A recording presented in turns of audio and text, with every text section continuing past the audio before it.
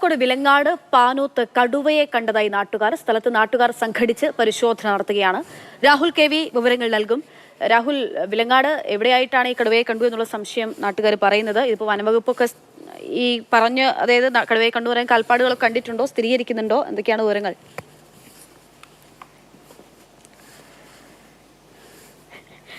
രാഹുൽ, കേൾക്കാമോ? കേൾക്കാം. ഇത് കണ്ടത് കടുവയെ തന്നെയെന്ന് നാട്ടുകാർ ഉറപ്പിച്ച് പറയുന്നുണ്ട്.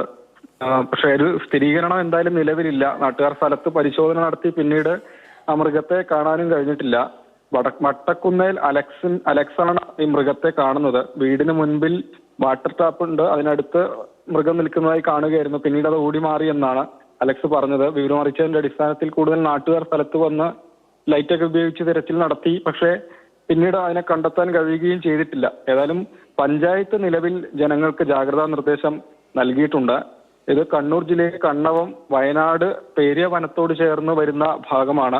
2 വർഷം മുമ്പ് അടുത്തുള്ള കുരിശുപള്ളിക്ക് സമീപത്തായി പുലിയുടെ സാന്നിധ്യം ഉണ്ടായിരുന്നു. വനംവകുപ്പ് എത്തി പുലിയാണെന്ന് സ്ഥിരീകരിക്കുകയും ചെയ്ത ഒരു സ്ഥലം കൂടിയാണ്. ഏതായാലും വനംവകുപ്പിന്റെ പരിശോധനകൾ കൂടുതലായി സ്ഥലത്ത് നടത്തേണ്ടതായിട്ടുണ്ട്. നാട്ടുകാർ പറയുന്നത് കടുവ എന്ന് തന്നെയാണ്.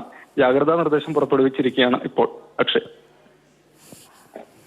ശരി, ജാഗ്രതാ നിർദ്ദേശം പുറപ്പെടുവിച്ചിട്ടുണ്ട്. വിലങ്ങാടാണ് കടുവയെ കണ്ടതായി നാട്ടുകാർ പറയുന്നത്. അതനുസരിച്ചാണ് ഇപ്പോൾ ജാഗ്രതാ നിർദ്ദേശമൊക്കെ അവിടെ നൽകിയിരിക്കുന്നത്. നാട്ടുകാർ അവിടെ സംഘടിച്ചെന്നാൽ ഈ പരിശോധന തുടരുന്നുണ്ട്.